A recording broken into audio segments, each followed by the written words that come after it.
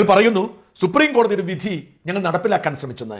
Supreme കോടതി പറഞ്ഞിരുന്നു സഖാവെ, ബിന്ദു അമ്മിണിയെയും കനകദുർഗയെയും കറുത്ത കടലാസിൽ പൊതിഞ്ഞു കെട്ടി രഹസ്യമായി സോപാനത്തിന് മുൻപിൽ കൊണ്ട് അഴിച്ചുവിടാൻ സുപ്രീം കോടതി പറഞ്ഞിരുന്നു. മനീതി സംഘമടങ്ങുന്ന വിശ്വാസം ലവലേശമില്ലാത്ത സംഘത്തെ സർക്കാർ സ്പോൺസർ ചെയ്ത് IG ലെവലിലുള്ള പോലീസ് ഉദ്യോഗസ്ഥന്റെ സുരക്ഷയോടുകൂടി സന്നിധാനത്തെത്തിക്കാൻ സുപ്രീം കോടതി പറഞ്ഞിരുന്നു.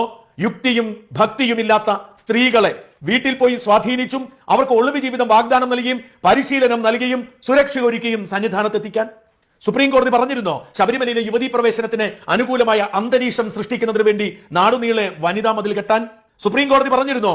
ശബരിമല വിഷയം ഉയർത്തിപ്പിടിച്ചുകൊണ്ട് നാടുനീളെ നവോത്ഥാന സമ്മേളനങ്ങൾ നടത്താൻ സുപ്രീം കോടതി പറഞ്ഞിരുന്നു. നാമജപത്തെ നികൃഷ്ട പദമാക്കി ചിത്രീകരിച്ചുകൊണ്ട് അവരുടെ പേരിൽ കേസെടുത്ത് ജയിലിലടയ്ക്കാൻ സുപ്രീം കോടതി പറഞ്ഞിരുന്നു. ശബരിമലയിലെ ആചാരം സംരക്ഷിക്കാൻ രംഗത്തിറങ്ങിയ കെ സുരേന്ദ്രനെ 28 ദിവസം ജയിലിലടയ്ക്കാൻ സുപ്രീം കോടതി പറഞ്ഞിരുന്നു. നിയമവിരുദ്ധ പ്രവൃത്തിയെ നിയമലംഘനം നേരിട്ട അയ്യപ്പ ഭക്തരുടെ പേരിൽ വധശ്രമത്തിന് കേസെടുക്കാൻ സുപ്രീം കോടതി പറഞ്ഞിരുന്നു. നാമജപം എന്നാൽ തെറിജപമാണ് എന്ന് പരസ്യമായി സംസാരിക്കണമെന്ന് സുപ്രീം കോടതി പറഞ്ഞിരുന്നു.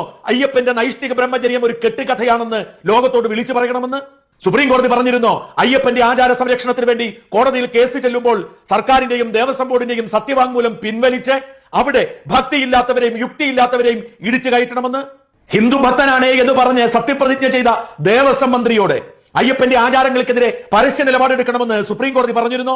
ആചാര സംരക്ഷണത്തിന് വേണ്ടി അവസാന നിമിഷം വരെ സ്വന്തം പോക്കറ്റിൽ നിന്നും പണമെടുത്ത് പോരാടിയ NSSനോടും അതിന്റെ സെക്രട്ടറിയെയും പരസ്യമായി അധിക്ഷേപിക്കണമെന്നും കേസ് തോറ്റപ്പോൾ കലാപമുണ്ടാക്കാൻ ശ്രമിച്ച നിയമലംഘകൻ എന്ന് പറയണമെന്നും സുപ്രീം കോടതി പറഞ്ഞിരുന്നു.